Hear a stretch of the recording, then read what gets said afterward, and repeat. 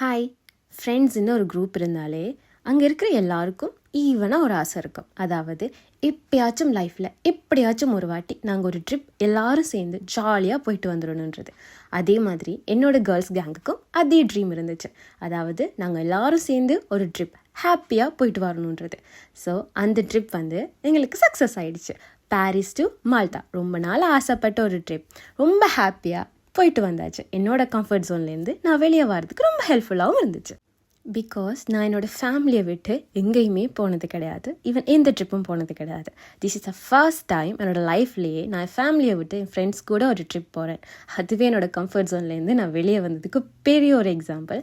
And அதை தாண்டி நாங்கள் போய் செஞ்ச ஆக்டிவிட்டீஸ் எல்லாமே என்னை இன்னும் என்ன போல்ட் ஆக்கிச்சு. அண்ட் அந்த கம்ஃபர்ட் ஜோன்லேருந்து என்னை வெளியே வர வச்சுது. இந்த க்ரெடிட்ஸ் எல்லாமே என் ஃப்ரெண்ட்ஸுக்கு தான் போய் சேரணும்.